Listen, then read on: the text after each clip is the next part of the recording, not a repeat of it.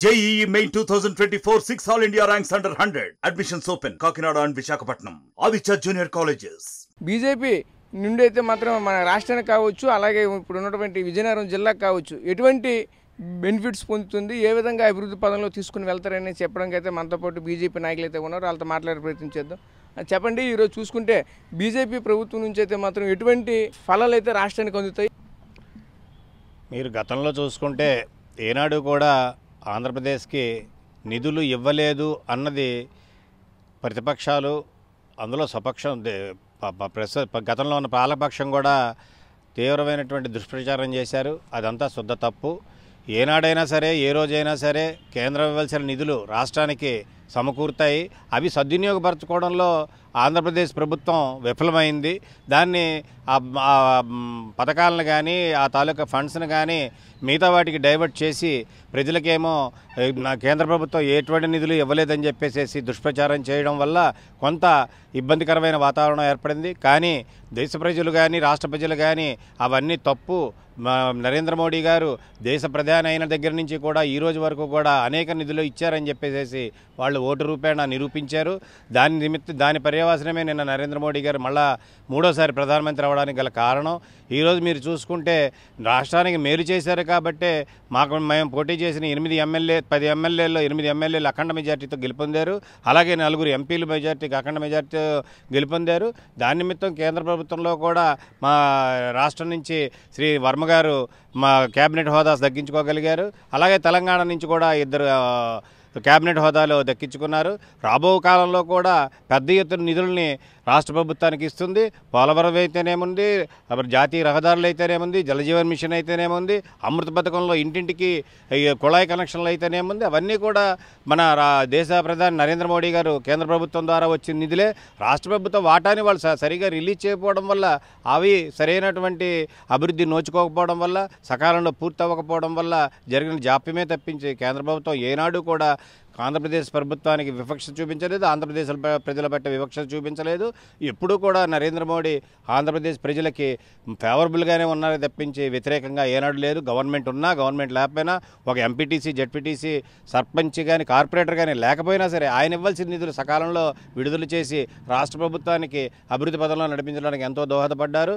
అలాగే ఎన్నాళ్ళ నుంచో నలుగుతున్న పోలవరం ప్రాజెక్టు త్వరితగతిన పూర్తి చేయడానికి, అసలు గతంలో రాష్ట్ర విభజన జరిగినప్పుడు పోలవరం ప్రాజెక్టు కేంద్ర ప్రభుత్వం కడతాము అంటే ఈ చంద్రబాబు నాయుడు గారు ఇప్పుడు జగన్మోహన్ రెడ్డి గారు లేదు మేమే కడతాం, మేమే కట్టి తీరుతాం అని చెప్పేసి డాంబికాలు పలికి సకాలంలో పోలవరం ప్రాజెక్టును పూర్తి చేయలేదు.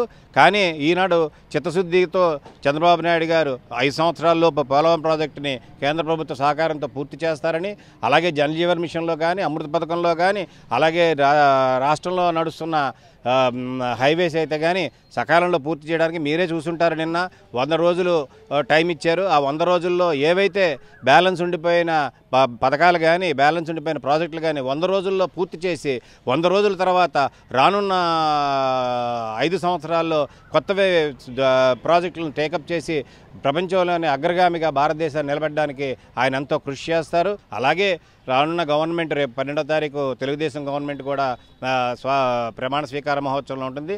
మాకు తెలిసి అధిష్టానం నుంచి మాకున్న సంకేతాల ప్రకారం రాష్ట్ర ప్రభుత్వంలో కూడా అధికారంలో పాలు పంచుకుంటారని మేము కూడా అనుకుంటున్నాము.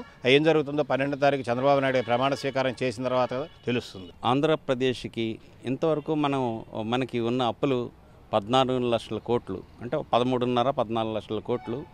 రోజుకి 80 కోట్ల రూపాయలు వడ్డీ కడుతూ 227 కోట్లు అప్పు చేస్తూ జగన్మోహన్ గారు చెప్తుంది అంతా కూడా మన మీద భారం పడి ఉంది. దాన్ని తప్పకుండా ఈనాడు ఈ సంకీర్ణ ప్రభుత్వం మనది ఏంటంటే, ఈ ఉమ్మడి ప్రభుత్వం ఎన్డీఏది, తర్వాత 3 కలిసి ఇప్పుడు ఒక సెంట్రల్లో ఉన్నది, స్టేట్లో కూడా ఆటోమేటిక్గా 2 గవర్నమెంట్లు, 2 పార్టీలు గట్టిగా స్థిరమైన పార్టీలు ఉన్నాయి కాబట్టి డెఫినెట్గా మీ ఇవన్నిటిలో కూడా అధిగమిస్తాం. అలాగే ఈనాడు ఎవరు కూడా, ఏ వ్యక్తి కూడా ఆంధ్రాలోని 2028 వరకు కూడాను ఫ్రీ రేషన్ అని చెప్పేసి మోడీ గారు చెప్పారు. అలాగే అది కంటిన్యూ జరుగుతుంది. అలాగే ఇవ్వాల్సిన పిల్లలకు కూడాను కూడా ఒక స్కూల్లోని భోజనాలు అయినా సరే, పుస్తకాలు అయినా సరే ప్రతిదీ కూడా సంకల్పిస్తున్నారు. సంకల్పించి ప్రతిదీ కూడా జరుగుతుంది. అలాగే లేని వాళ్ళు అనేది లేకుండా ప్రతి వాళ్ళు కూడా ప్రధానమంత్రి గారు ఏం చేస్తున్నారంటే, ప్రతి మహిళ కూడా అభివృద్ధిలోకి వచ్చి 10 లక్షలు కాదు 2 కోట్ల వరకు కూడా వాళ్ళకి ఒక అప్పులు బ్యాంకుల ద్వారా ఇప్పించి వాళ్ళందరూ కూడా వృద్ధిని కోరుకుంటున్నారు. అలాగే వికలాంగులకి ఏంటంటే వాళ్ళ ఇల్లు కట్టించి ఇచ్చేటప్పుడు వాళ్ళకి అనువైన విధంగా అంటే చేతులు లేనివాళ్ళు కాళ్ళు లేనివాళ్ళు వీళ్ళందరూ ఉన్నారు.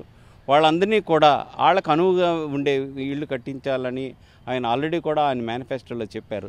ఇలా చెప్పుకుంటూ పోతే ఏంటంటే రాష్ట్రానికి కాదు ప్రపంచానికి కూడా ఒక వన్నీ తెచ్చే విధంగా మోడీ గారు పనిచేస్తారని మేము అనుకుంటున్నాం. అలాగే కూడా ప్రతి ఒక్కళ్ళు కూడా సహకరించాలని కోరుకుంటూ విజయనగరం జిల్లాకు సంబంధించినటువంటివి ఇప్పుడు ఎన్డీఏ ప్రభుత్వం అయితే మాత్రం ఎప్పటికే ఏర్పడే పరిస్థితి అంతా కనిపిస్తుంది. ఈ నేపథ్యంలో చూసుకుంటే సెంట్రల్ నుంచి ఎటువంటి పథకాలు అయితే మాత్రం పర్టికులర్గా చూసుకుంటే ఉత్తరాంధ్రలోనే వెనకబడిన జిల్లా అయినటువంటి విజయనగరం జిల్లాకి ఎటువంటి అభివృద్ధి పదంలో తీసుకుని వెళ్తారు? కేంద్రంలో నరేంద్ర మోడీ గారి ప్రభుత్వం ఏర్పడిన తర్వాత మీరు గమనించి ఉంటారు, గతంలో కూడా 2021లో మన విజయనగరం జిల్లాని యాస్పిరేషనల్ డిస్ట్రిక్ట్గా ప్రకటించి దానికి కేంద్ర మంత్రి అయినటువంటి శ్రీ మన్సుఖ్ మాండవీయ గారు, అంటే అప్పుడు నేషనల్ హెల్త్ మినిస్టర్గా ఉన్న మన్సుఖ్ మాండవీయ గారిని విజయనగరం జిల్లాకు పంపించి ఇక్కడ మౌలిక వస్తువులు కానీ విజయనగరం అభివృద్ధి చెందడానికి ఎక్కువ ఆస్కారం ఉన్న జిల్లాగా యాస్పిరేషనల్ డిస్ట్రిక్ట్గా ప్రకటించిన ఘనత కేవలం భారతీయ జనతా పార్టీ నేతృత్వంలోనే జరిగిందని మీ సందర్భంగా తెలియజేసుకుంటూ, నరేంద్ర మోడీ గారు విజయనగరం జిల్లాకి ప్రధానమంత్రి ఆవాస్ యోజన కింద గతంలో ఇచ్చిన ఏవైతే 22 లక్షల ఇళ్ళు ఉన్నాయో వాటిని నిర్మించలేక పూర్తిగా విఫలమైన ఈ గత వైసీపీ ప్రభుత్వంకి బదులు ఈసారి వచ్చిన ఎన్డీఏ కూటమితో బీజేపీ, జనసేన, టీడీపీ నేతృత్వంలో విజయనగరంలో గతంలో ఇచ్చిన 22 లక్షల ఇల్లు కూడా పేదలకు అందివ్వడంలో తప్పనిసరిగా మేము సఫలం అవుతామని తెలియజేసుకుంటున్నాం. అలాగే జల్ జీవన్ మిషన్ ద్వారా విజయనగరం జిల్లాకి సుమారు 4,000 కోట్ల రూపాయలు గతంలో మంజూరు చేయడమైంది.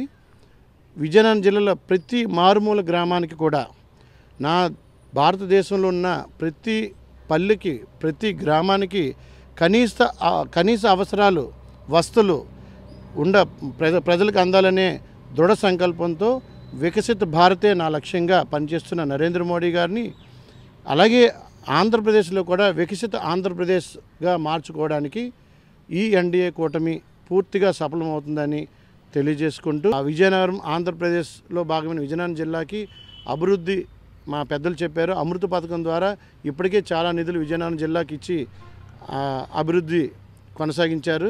ఇంకా మరికొన్ని నిధులు ఈసారి రెట్టింపు నిధులతో విజయనగరం జిల్లాని అలాగే ఆంధ్రప్రదేశ్ని కూడా తప్పకుండా భారతీయ జనతా పార్టీ, తెలుగుదేశం, జనసేన ఐక్యతతో ఎన్డీఏ కూటమి ఆంధ్రప్రదేశ్నే అభివృద్ధిలో దేశంలో నెంబర్ 1 స్థాయికి తీసుకెళ్లదని మేము ప్రగాఢ విశ్వాసంతో తెలియజేస్తున్నాం. ఉన్నటువంటి ఉత్తరాంధ్రలో వెనకబడినటువంటి విజయనగరం జిల్లా మాత్రం ఖచ్చితంగా అయితే మరింత అభివృద్ధి పదంలో ఎన్డీఏ కూటమి తీసుకుని వెళ్తుందని చెప్తున్నారు. ఇప్పుడు ఇప్పటికే అయితే మాత్రం గతంలో చూసుకుంటే సెంట్రల్ అమృతకాల్ అనే ఒక పథకంతో మాత్రం ఇప్పటికే ఎన్నో వేల కోట్లు అయితే మాత్రం ఇప్పటికే వెచ్చించినటువంటి పరిస్థితి కనిపించింది.